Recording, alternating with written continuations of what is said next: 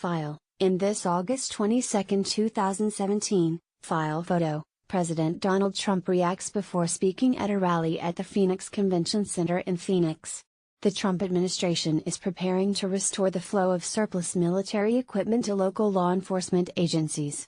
Alex Brandon, File/Associated Press, Washington. The Trump administration is preparing to restore the flow of surplus military equipment to local law enforcement agencies under a program that had been sharply curtailed by the Obama administration amid an outcry over police use of armored vehicles and other war-fighting gear to confront protesters. Documents obtained by the Associated Press indicate President Donald Trump plans to sign an executive order undoing an Obama-era directive that restricted police agencies' access to the gear that includes grenade launchers, bulletproof vests, riot shields, firearms and ammunition. Trump's order would fully restore the program, under which assets that would otherwise be scrapped can be repurposed to help state, local, and tribal law enforcement better protect public safety and reduce crime, according to the documents. Attorney General Jeff Sessions could outline the changes during a Monday speech to the National Conference of the Fraternal Order of Police in Nashville, Tennessee,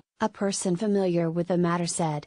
The person insisted on anonymity to discuss the plan ahead of an official announcement. The changes would be another way in which Trump and Sessions are enacting a law and order agenda that views federal support of local police as a way to drive down violent crime. National police organizations have long been pushing Trump to hold his promise to once again make the equipment available to local and state police departments, many of which see it as needed to ensure officers aren't put in danger when responding to active shooter calls and terrorist attacks. An armored vehicle played a key role in the police response to the December 2015 mass shooting in San Bernardino, California. In 1990, Congress authorized the Pentagon to give surplus equipment to police to help fight drugs, which then gave way to the fight against terrorism. Groups across the political spectrum have expressed concern about the militarization of police, arguing that the equipment encourages and escalates confrontations with officers.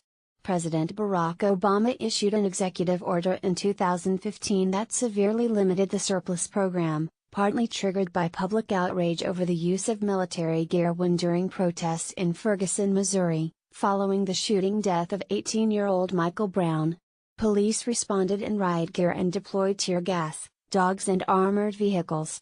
At times they also pointed assault rifles at protesters. Obama's order prohibited the federal government from providing grenade launchers, bayonets, tracked armored vehicles, weaponized aircraft and vehicles, and firearms and ammunition of .50 caliber or greater to police.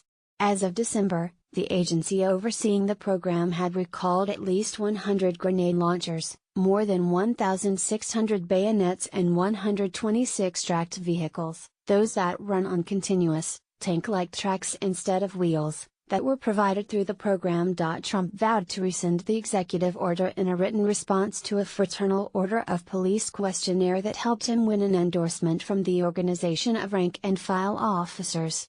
He reiterated his promise during a gathering of police officers in July, saying the equipment still on the streets is being put to good use.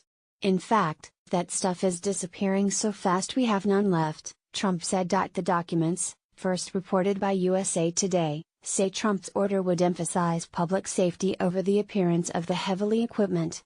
They describe much of the gear as defensive in nature, intended to protect officers from danger. The Justice Department declined to comment on the expected move. Sessions has said he believes improving morale for local law enforcement is key to curbing spikes in violence in some cities. The plan to restore access to military equipment comes after Sessions has said he intends to pull back on court-enforceable improvement plans with troubled police departments, which he says can malign entire agencies and make officers less aggressive on the street. Consent decrees were a hallmark of the Obama administration's efforts to overhaul certain agencies, sometimes after racially charged encounters like the one in Ferguson. Copyright 2017 The Associated Press. All rights reserved. This material may not be published, broadcast, rewritten or redistributed,